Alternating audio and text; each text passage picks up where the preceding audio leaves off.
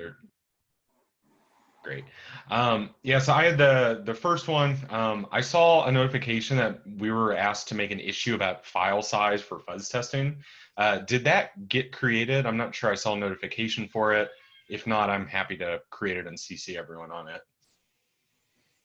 I saw that as well. I did not create an issue. To be honest with you, I'm not even sure where that whole thing stands because I think they were implementing asset size restrictions, and then they probably need a estimated size for us. That's been sitting there for a while, so I haven't moved on that. And I don't think they were enforcing restrictions, at least initially. Right. Yeah, that's in part tied to the whole like understanding more for customers about their storage, what they're using, so they can do better predictability around their resourcing. Since it's not created, I'll go ahead and take the action to create that, and I'll CC you all, and we can start the discussion there asynchronously. Perfect, thanks. James, over to you. All right, this was just kind of a question about the open merge request that I have on GitLab Runner to use the fuzzing features. I could expand on the MR to fuzz some of the other targets that I had mentioned, so like the file names within zip files, or there's one other one that seemed like it would be interesting to fuzz. But regardless of the targets it's fuzzing, I was thinking about it, and we could either leave it open and then revamp it or update it to use the features when they land, or we could just close it and consider it more of just a proof of concept. So what do you guys think?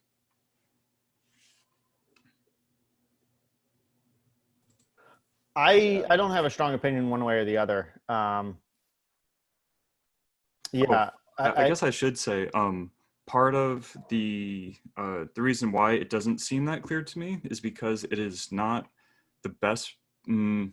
It's not as simple or ideally suited for fuzzing as, say, an image parsing library, right? And that's the reason why I'm a little on the fence about it. It will use the features and it will add some extra degree of testing, but it's not an ideal situation for fuzzing. Mm-hmm. Yeah, I'm still looking through the merge requests, so bear with me. But so this is using the coverage guided fuzzing that we've been working on up to this point and fuzzing the GitLab runners implementation. Is that correct? Yes, yeah. And currently it's just fuzzing how it parses the YAML, which isn't that useful. That MR was mostly about going through the process of wiring everything up, just doing the dog fooding. There are a few other targets within GitLab Runner that would be more interesting to fuzz, but even then it's not an ideal situation for fuzzing. I would definitely I would not merge it. Yeah, okay. Because, you know, just looking at the implementation and how this is written, it doesn't follow all the things that we have in the documentation that Evgeny is merging in. So I wouldn't want to be using things on GitLab proper projects that doesn't follow our own documentation. Oh yeah, and that is part of it is if we did want to get it merged in, it would stay a work in progress until all the features landed, and then we update it to use what's in the documentation, and then we merge it in. Yep. I guess my description wasn't that clear. But I think this does get to a point which is we should get to a point where we have a couple of these merged into GitLab projects. You know, GitLab might be interesting too. Yeah, because I think from a sales perspective or a product story perspective, it's like, well, here you've got this great fuzzing technology, but you're not using it and it's not merged into any of your projects. So we do need to figure out how to get some of these merged into our projects. Okay. Yeah, I think we definitely can merge it, but even if it's not the ideal situation, just for internal testing, I think it's like you already wrote the fuzz target and it works. I mean, why not? We'll probably find more bugs that we have, and we can catch things early on as well if we introduce some new bugs in the future. But definitely wait until we merge the MVC to master, so we can use like update the MR to use all the documented like style and integration. Yeah. Yep. That makes sense. That's about it. I didn't have any other questions about it. So I guess I have the next one as well. So API dog fooding. I didn't really work on it that much last week, but it's going pretty quickly thanks to the documentation that Mike provided. Yeah, so it's not as simple as just including the CI YAML. I do have to jump through more steps, but it is pretty straightforward about what I have to do. Yeah, and related to that though, I created the miscellaneous group under Fuzzing backend. Seth, if you don't like it, feel free to delete it. But I ran into this problem on the vulnerability research team, creating top-level projects within Fuzzing backend. There's permissions-wise, it makes it easier for all the members of the team to be able to move projects around and manage them if they're within subgroups of the main group. And the epic that I linked kind of talks about that. And yeah, so I figured I'd bring it up since it's a pretty, Fuzzing backend is a pretty fresh group. We can kind of think about how we might want to structure it. Yeah, this is a good question because we have a lot of utilities that are not necessarily in the analyzers. The analyzers folder, the reason we have things in there is those generate Docker images, and for customers that are using offline installs, they just get analyzer / whatever. And so anything that has a Docker image. So projects that are not generating Docker images don't necessarily need to live in analyzers. And so we do need a good home for that. I haven't given it much thought. I'm going to talk to some of the other people in Secure to figure out how they're organizing things, Yeah. to figure out if there's a good pattern that we should follow. Because it may be just the way vulnerability research or the vulnerability research group was set up, but it caused problems having the top level projects because even though all of us on the vulnerability research team are maintainers of that group, we couldn't move projects. And so even if we wanted to organize it, we couldn't. If they were all in subgroups to begin with, we'd be able to move them around at will. Yeah. Yeah, so I think that makes sense to have a subgroup if that gets us around the limitation.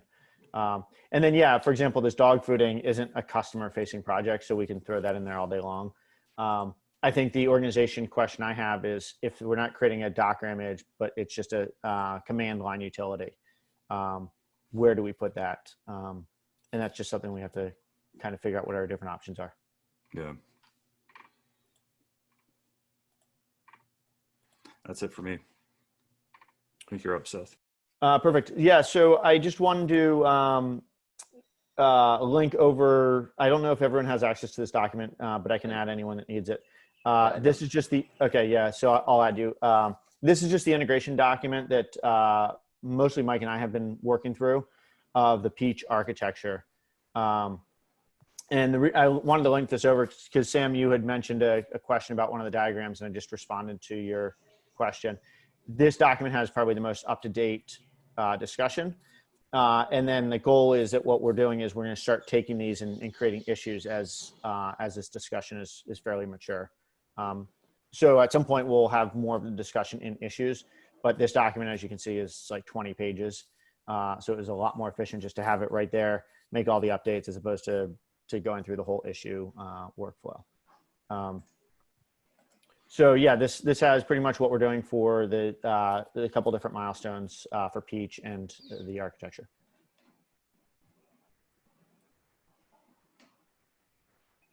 Is this document linked on those different issues about the fuzzing architecture already? It hasn't been, no. And so I think, yeah, I don't see why not. The only thing is that what we're not trying to expose the concept of milestones to the public. That's all. And then we may be better off closing out some of those public issues and just creating new issues coming from the Google Doc. We'll just need to work through this Google Doc and figure out the best way to link it out. I think this document right now is at a point where most of this discussion can move over to issues. Mike, anything to add on that? Nope. I did stick the outline in there. The outline in the Google Doc? Yep. Okay. So this is ready to be converted into issues. Would that be a different one for all the milestone A architecture tasks, the B architecture tasks, and then C, or how do you see this breaking out into new issues? Yeah. I would not call it like milestone A, milestone B. What I would do is say, okay, we want to, and we've already started this, right? We know that in order to get a lot of these, we need schema updates. So there's a schema merge request that's open now, and we'll need to do that for subsequent. So what I would say is we'd open up individual issues for the particular things that need to get done, and then perhaps those would fit into an epic, and that epic might be milestone A, or milestone B, which might be, instead of milestone B, it would be more, customer can run API fuzzing job. And then that would have the particular issues that need to get resolved. And I'm adding an outline section into the doc that's going to hopefully translate into the tickets that we're going to create. Okay, cool. Yeah, no, that'd be great. I'd love us to be in issues, but yeah, 20 pages, that'd be a lot to write as issues from the start. Probably as we split this out, these would, they look like they would mostly fit into our existing maturity epics as sub epics under there, or even under some of the feature epics. So yeah, I'd love to see the outline and the proposed issues, and we can get things transferred out of here and onto GitLab. And I will read the document since I have not gone through this one since I've been back.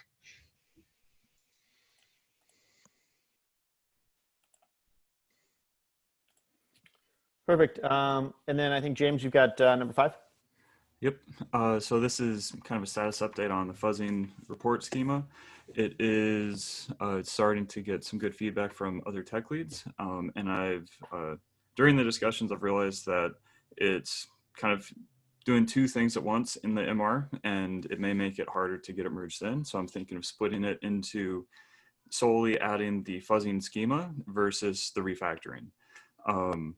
Yeah, and I can have the refactoring based on the fuzzing schema branch, just so it includes that as well. So yeah, one merge request will depend on the other one, but yeah, it's getting good feedback. And Sam, you had asked, I had a note and here we go, from one of the other meetings asking about the schema being in the MVC. When I made that, I didn't realize that I could make a bookmark in the document. And so I added the comment just so I could link to it. That's all. Oh, okay, cool. Yeah. Yeah, so that's what that's about. Yeah, and actually, is that still the case that the schema is not required for the MVC? I think we're going to have a schema that we implement against ourselves. For MVC, it's not a requirement that it's considered stable for customers to be interfacing with directly, though. Oh, I see. I don't think we're going to get it right from V1, so we don't want to publish it out to everyone, say this is what you need to use going forward yet. Okay, all right, gotcha. Okay, cool. And I've got the next one. So along those lines, oh. Evgeny, when you're outputting data from the fuzzing tool, are you using the schema that James is proposing, or where does that stand? Oh, you're muted. Yeah, sorry. I think I said, yeah, I hope so. But like now I looked at the MR again, so I see that some things changed. But I can change the output pretty easily after the schema will stabilize. And that's exactly why I was asking if the schema needs to be in the MVC, because they don't currently match, and I didn't know if they needed to match for the MVC if the schema wasn't required, you know. then we could just update it after the fact, after it's stabilized. Mm-hmm. Yeah, I mean, I think it's in all of our best interest to iterate more quickly and not make this a stable format right now, because we don't expect integrators to start using this until after, we've got our own formats and things in place. Yeah, I think to change like the output will be pretty easily, because like essentially this is only up currently, at least only up to me, because this is what I write now. So I know where the code is, and I just can change it. Yeah, so it should be pretty easy to play with it. And the schema, it doesn't impact, right, any other scanners, right? The current MR does. It should be backwards compatible, but with the refactoring and pulling common definitions out, it does have an impact on the other report formats. It basically adds extra optional fields. Yeah, so that's part of the reason why I'm thinking I should break the MR into two pieces, one for the refactoring, one for updating to add fuzzing. All right. Yeah. Yeah, so I guess it doesn't make too much of a difference whether it gets finalized for the MVC. Once that gets finalized, then that's when we can start building more work on the dashboard. And I think that's probably where the stability is really important, is because then the dashboard will start reading particular fields. But right now, we're not doing anything on the dashboard for fuzzing. So I actually have a, I can run this down later, but I just wanted to note that it's not clear to me exactly who uses the schema, because right now it seems like it's only used for reference by people who want to integrate with GitLab, and that we're not using it in unit tests for the analyzers or anything. So the idea with the schema is whether it's GitLab that's producing that from one of our fuzzing tools or third party, that we produce consistent looking data. And then the schema, so there's two things that should happen. One is the tool should be validating its output against the schema. So the GoFuzz, GitLab CubFuzz should generate a JSON file and then validate that against the schema to make sure that it's compliant. And then most importantly is that data, the dashboard should be validating the JSON file that it gets against the schema. And if it validates against the schema, then the dashboard should be able to read that data and just spit it out on the dashboard. And that's why that schema is so important, is so that if a third party is sending us data, we just validate it, it's valid, then we can show it on the dashboard. Okay. All right, cool. But right now, there's nothing that's reading that file other than the dashboard, which is reading the just some of the high level fields. It's not reading any of the new additions. Yeah, yeah. Okay, that makes a lot of sense. Thank you. So unless there's more on that, I've got the next point too. I was talking to Todd. So right now I'm kind of splitting my time on other work and working on helping figure things out with fuzzing and dog fooding. Todd mentioned that I should transition off of that being something I split my time on around the end of July. So just kind of an FYI. Current understanding is that I will not be permanently attached to this group. Involved probably, but not splitting my time 50-50. And that's it for me. So will you be primarily on VR stuff at that point then, James? That is my understanding, yes. Things always change.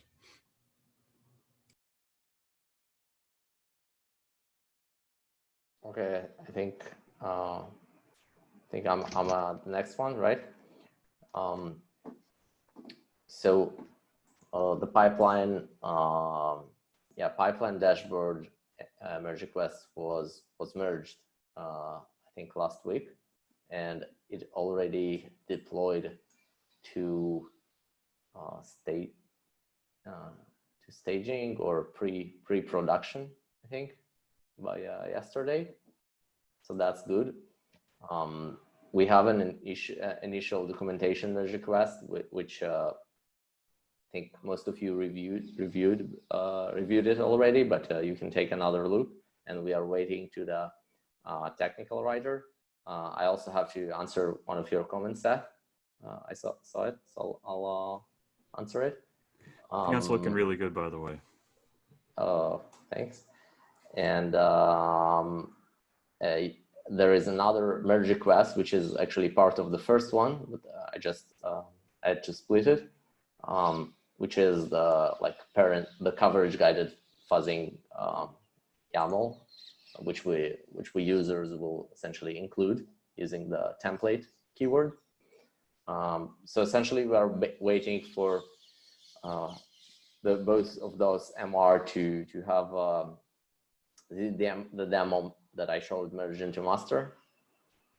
So I think like both of them are waiting for, yeah, the last one, C, is now waiting for final reviewer by the maintainer. And I think those are also the missing pieces for the milestone B and C. The one other piece, and I believe this might be a front end issue, is the download button on the pipeline page. Yeah. Do you know if there's a merge request for that or where that fits in? Yeah, so I'm working on that. It's in progress, so I'm hoping to have that knocked out this week. You know, unit test and the merge request up. So right now I don't anticipate it slipping. Okay, perfect. And that's just a front end issue? Yeah, it's a front end issue only. I'll put in the doc here in a second, but there is no back end component to that. Yeah, I'll be using an existing API endpoint to get the data I need for that. Perfect, great. Yeah, sorry. And this is also like part of the last part of the front end, like download all the corpus, is also part of the milestone A. Yeah, I don't know. Seth, you're on mute, I think. So I'm sorry, the security dashboard piece? No, I mean the security. No, I meant you said there is another missing piece, but you meant like missing piece just for the MVC or for the milestone A. So I wasn't sure. I'd have to figure out where we've drawn the line. Yeah. Okay. Yep. Got it. And D is the security dashboard, which is like currently we show the vulnerabilities that the coverage guided fuzzing found in the pipeline dashboard. And I'm working on the MR, which is relatively big, and so it's good that we split it into two MRs, like pipeline dashboard and security dashboard. So I'm working now on the security dashboard, so the vulnerabilities will be saved into the database and showed on the security dashboard. So yeah, this is work in progress. I still have some issues there. So something is still not working on my local machine. I might find some time to talk to the other backend devs to try and figure out why everything is not working yet. And hopefully I'll finish this by either end of this week or early next week. Because essentially we are like I'm kind of following the same principles all the other scanners followed, so it should work kind of like not out of the box. I need to add more classes and more scanners, but it's kind of copy pasting the same code and just changing the schema a bit. So it should work without any new heavy functionality. So hopefully we will get to this either by end of this week or early next week. Perfect. I think I have the next point. I guess I was just curious. So right now, in terms of the front end, we have, I'm working on the download artifacts on, I guess, the pipelines page. Do you guys know what would be next in terms of front end work that's up and coming? Just broad, not necessarily getting into like specific issues or anything like that. Yeah, so thematically, the next couple of things we're going to want to focus on are going to be corpus support. So being able to reuse those between jobs, if users want to download them or interact with them, we're going to want to focus on that, as well as being able to show fuzzing results in the security dashboard with some of the different pieces of information that we're going to want to show for fuzzing specifically compared to some of the other scanners. I can put some links in the document to the different design issues that Camellia is working on for those as well. Okay, I might want to follow up then, because I think on that issue I linked there, I had taken a screenshot of the right now on the securities tab where you actually download the button. It looks like running the fuzzing job does generate an item in that table, but it looks like there's some missing data there, or maybe, I don't know.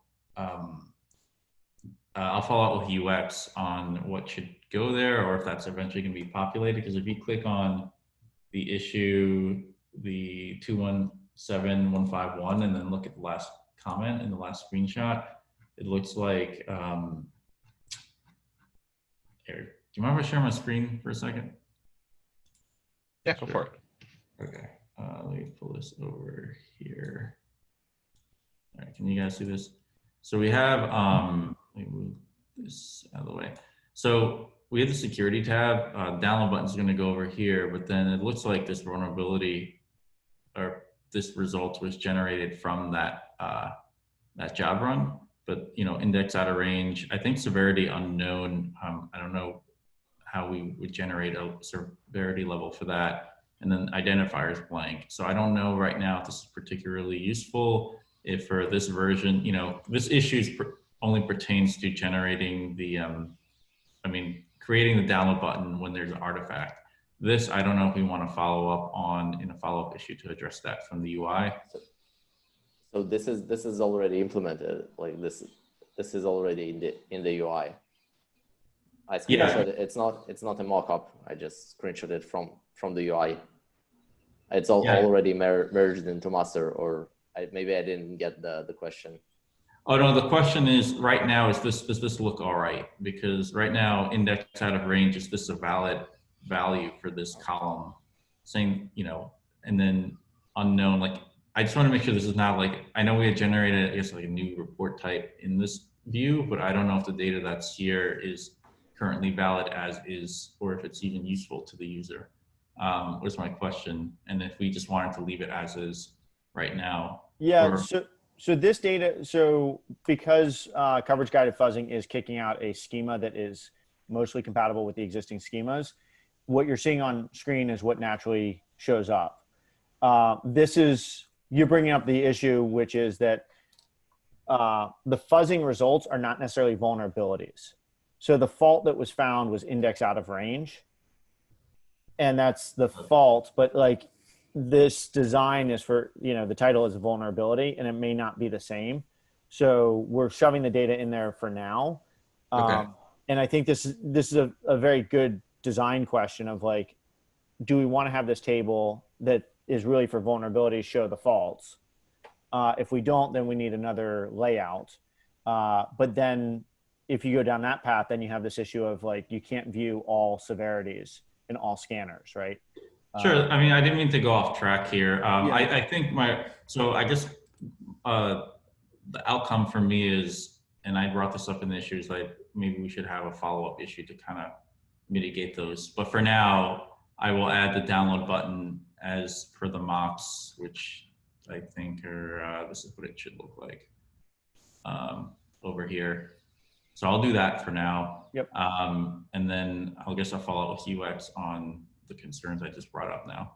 Yeah, and in the near term, what we're trying to do is get all of this data into those schemas so that it lines up with all the infrastructure that we have, which means there shouldn't be much front end work or back end work other than getting it into that schema. And that's why I think understanding the priority of UX is really important, because corpuses and all that is separate than this type of work. All right, no worries. Thanks for clarifying. Yeah, I mean, I would look at it as this is an iteration that is better than what we had yesterday, but by no means is, to your point, users might be confused by it. We can put more information there.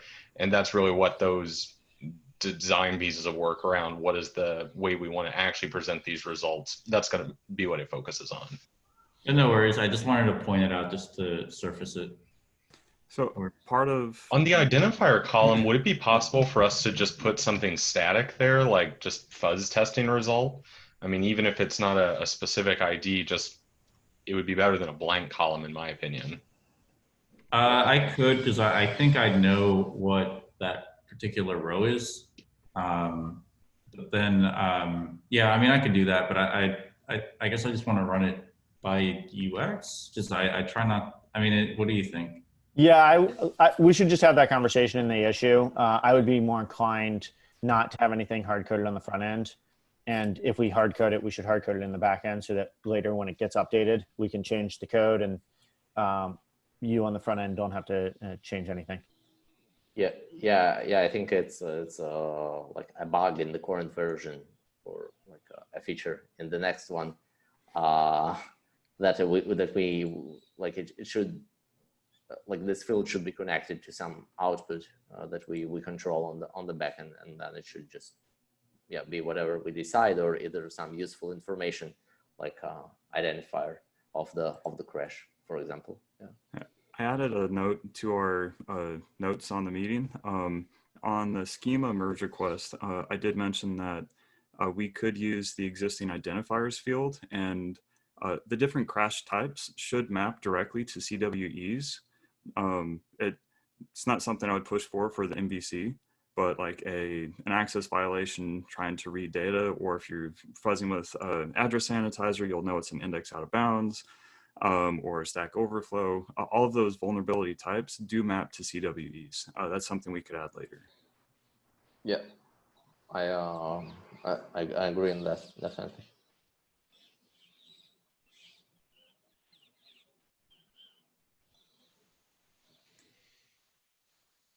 And then Mike, I think you've got the last item right now. Yeah, just wanted to toss in a link to the schema changes we're proposing for API Fuzzer. Perfect. Yeah, and just a quick background, we're trying to extend the DAST schema to support the API fuzzer. And then there's a bunch of comments on there that Cameron has put together. So I think the next step is to address those and maybe break this up into separate merge requests as appropriate. Does this MR only have one file on it, the dist file, not the source file?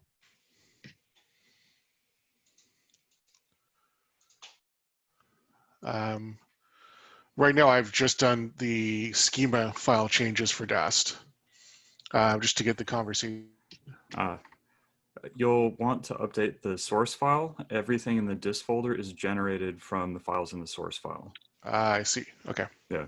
There's, I think the README mentions there's the scripts directory. There's scripts/distribute.sh. That's what regenerates everything. Mm-hmm.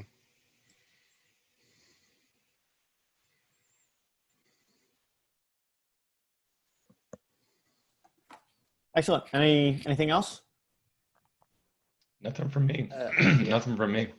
Maybe like another question, like currently the documentation review. So we are waiting for the technical writer. So is it the same process like any other review? You should like answer in a day or so, or is it like a longer process? Yeah, so you can assign that over to Russell Dickinson. And usually that review goes a lot faster because it's grammar and maybe some slight clarity. So he should probably get back to you within a day or two. Got it. Cool. Just wanted to understand if the process is kind of the same for like technical writers and for developers. Okay, yeah, there's once he reviews it, he can merge it in if he's happy with it. Cool. Isn't Nick our technical writing counterpart, not Russell? Or does Russell cover something different? I thought Russell was taking over. Okay, maybe I'm looking at the categories page and Nick's name is still on there. Okay. Yep. I think maybe that's a question for them. Yeah, it's a good question. I don't know. Russell's been following. He's been doing the last couple issues. So as long as he keeps doing the work. As long as we get a technical writing review. Yeah. Right. I don't care who it is. If they keep doing it, then I'll keep sending it to them. Mm-hmm. Sounds great. Well, I think that's a wrap. Great. All right. Thanks, folks. Thanks, everyone. See ya. Bye-bye.